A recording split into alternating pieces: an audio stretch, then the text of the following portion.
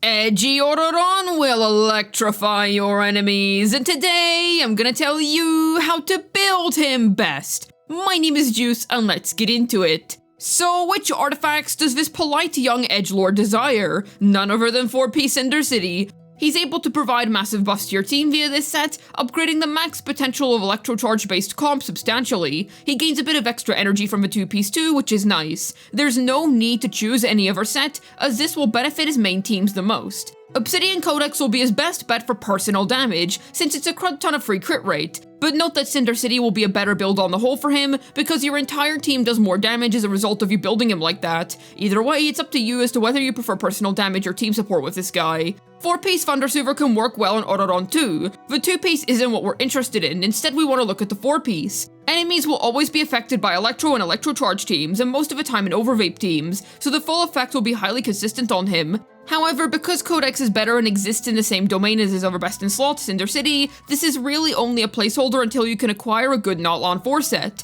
Good pick either way. 2-piece mix and match sets include 2-piece Night Soul damage percent, Night Soul ER, Electro percent, and attack percent. As for main stats, simple. Go for attack percent, Electro percent, crit percent. A fairly standard build that we've got going here. He's a sub DPS, so naturally you're going to want to build the lad on damaging stats. Otherwise, if you don't have enough ER and are getting enough attack through other means, then you can also go for ER percent, Electro percent, crit percent.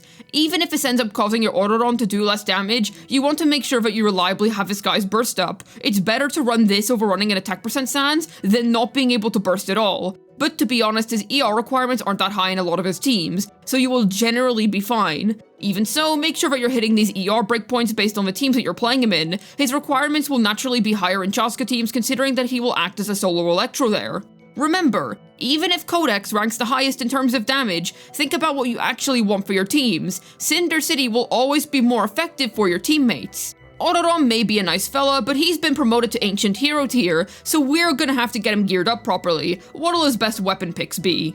I'm immediately gonna mention Elegy for the end. Yes, this is gonna suck for his own damage, but if you want to run a more utility-based Ororon, then this is a nice way to expand his buffing profile. I'd ignore this choice if you want him to do good damage himself, but the team buffs stacked on top of 4-piece Cinder City are certainly impressive. Another thing to note, this will cause him to fully meet his ER requirements in Chaska teams. Favonius works as an alternative, it provides him with all the ER that he could ever want as well, but there's no team benefits here outside of the white particles. That's great for Chaska teams, but this pick will genuinely suck when ER is abundant, such as Raiden teams for instance. Avoid this for damage, it's purely a utility option, good if you need what it provides. His best damaging 5-star will be Polar Star, assuming an average of 2 stacks, a crap ton of attack percent alongside with some incredible weapon stats. If you want to juice up your Ororon's numbers, then this is the way to go. First Great Magic is powerful on him too, and it actually isn't that far off of Polar Star. He doesn't really need the movement speed stacks, but the attack percent is highly welcomed. There's a massive crit stick to boost, and overall, this is not a bad choice to shoot for in the slightest. It's on current weapon banners too.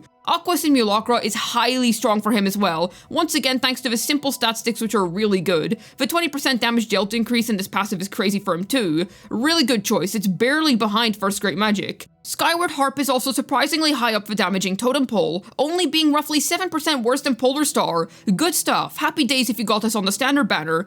Alley Hunter is incredible for him, especially because he's primarily an off-field character. However, good luck getting your hands on this elusive gacha exclusive weapon. If you can manage, that's excellent, because this is genuinely a really good 4-star for him. R5 Song of Stillness is back at it being an amazing free-to-play craftable bow. This will be his best accessible option and you're able to acquire it for free. Refinements are quite good for it, so there's a solid upgrade path that you can follow here. Excellent weapon pick. Chainbreaker of a Notlon craftable is literally only the tiniest bit behind Stillness. This'll still be a fantastic pick for him too if you're free to play looking for non-5-star options. Everything below Chainbreaker is literally worse than a free craftable, so I wouldn't recommend them. Stick to everything above Breaker and you should be good to go. Elegy and Favonius are supportive weapons meant to boost your team's overall performance, not his own. So even if this shows you his best damaging options, consider whether you'd rather prefer yielding damage or utility out of your Ororon. So, who's going to join this incredibly pleasant DeviantArt OC in his quest to save Notlon? None other than fellow hero Chaska. He's going to be the de facto best in slot final choice within our soup teams. Buffers such as Bennett and Farina are present, which help out his personal damage by quite a nice chunk, and because he can hold 4-piece Cinder City, you're able to boost Chaska's DPS up to the next level. His damage here is quite notable too, and Chaska's soup damage will end up triggering some electrocharge reactions for Ororon to work with. She's a null on DPS, so there will be frequent Night Soul bursts happening in the team, which benefit Ororon's own kit. He will proc them too, which ends up benefiting Chaska. This is a very mutually beneficial synergy. His C6 also buffs attack, which is another neat little plus. Definitely a fantastic use case for him. You can use him in 4-star Taser teams as well. Since Taser as a reaction got buffed this patch, its damage is pretty solid now, turning it into a good free-to-play team. He turned 4-star Taser into a worthwhile comp in general, since the team's performance is pretty good while not requiring all that much investment. Plus, unlike Beidou, he doesn't fall apart entirely in single target. You get to have him work with Fischl too. Great stuff. If you're a newer player, then definitely don't sleep on this team. Raiden Taser got an upgrade here too. Ororon can now give purpose to having Electrocharge present, and while this team won't be as strong as just playing Raiden Double Hydro, you can run him as a sort of funny Kujo Sara replacement in a team of Raiden, Ororon, Farina, and either Jean or Xian Yun. Run him on 4-piece Intercity plus Elegy if you have it, and voila! Otherwise, these are actually the teams where running damaging stats makes more sense because of how well Raiden fuels him up. You can use him in traditional Raiden D Hydro too as the final slot if you're okay with running a sustainless team. You can even consider replacing Xiangling with him in Rational, as EC is still being triggered here,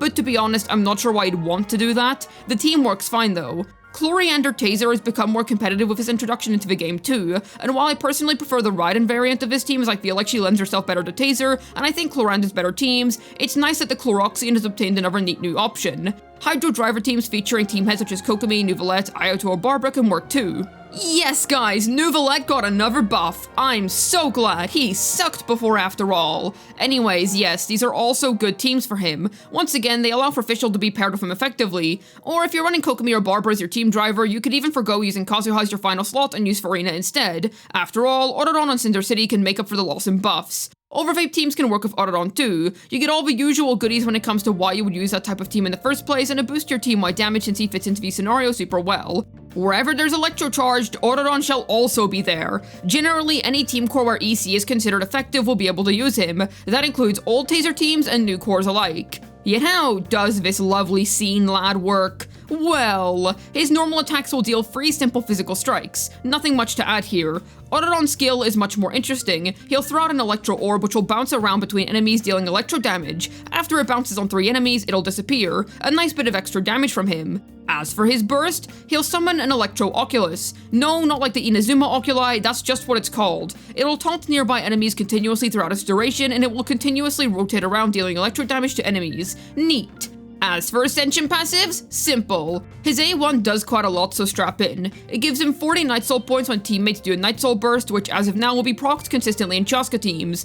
Otherwise, he will gain 5 Night Soul points once every 0.3 seconds for 15 seconds after using his skill when Hydro or Electro attacks hit on enemies. You can get up to 50 Night Soul points through the Hydro and Electro attacks hitting enemies method, and Ororon can have up to 80 Night Soul points at once. And when enemies take Electro Charge damage or Night Soul infused damage, Ororon will consume 10 Night Soul points assuming that he has an amount of points or more, and will enter his Night Soul Blessing state.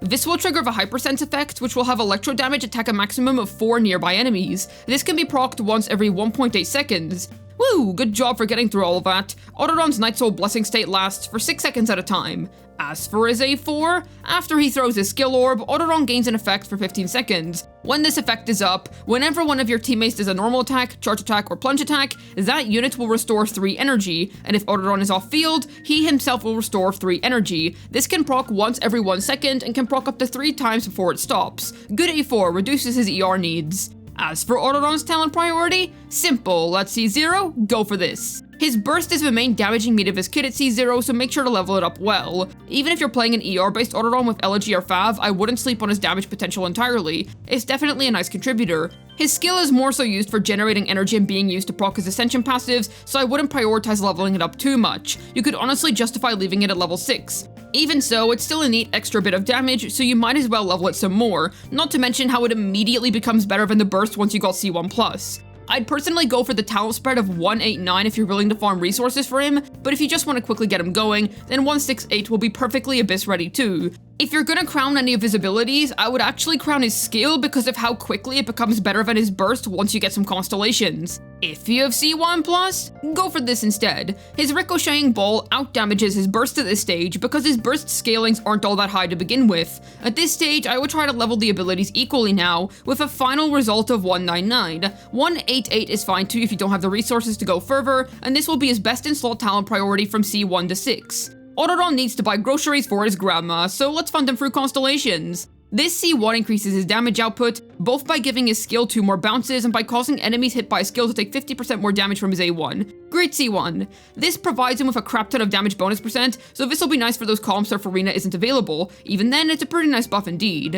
A +3 to one of his abilities for more damage is always welcome, otherwise there's not much more to add here. This will cause Ororon to deal more damage because his burst will rotate faster naturally, causing it to deal more electric shocks. The additional energy is pretty nifty too. Another +3 to his talents equals more damage, so of course it's a good constellation. This will allow your Ororon to buff the on-field character's attack percent, which is a big deal for characters such as Chaska, Raiden, and Chloriander. Not every on-fielder that works with him will care. For instance, what the heck are Nuvalite and Sucrose gonna do with it? But considering that it works in plenty of his main teams, I'd say the C6 is a W. An extra substantial source of damage is definitely invited to the party as well. Fantastic C6 on the whole. His kit feels complete at C0 in my opinion. Yes, it'd be nice to have the rest of his constellations, but don't worry, he's still a huge taser upgrade at C0. I'd say in terms of his Primogem based investment, obviously you can't control how many specific copies of a 4-star you get from a banner. All of his cons are worth your time, but just telling you to go get them isn't very helpful. Instead, I urge you to get him an Elegy and build him as a supportive unit with 4-piece Intercity, putting damage second. Get his cons over time. It's not like Farazan where the unit feels crap to play until a certain point. He feels fine at base. So really, my true vertical recommendation is a 5-star weapon.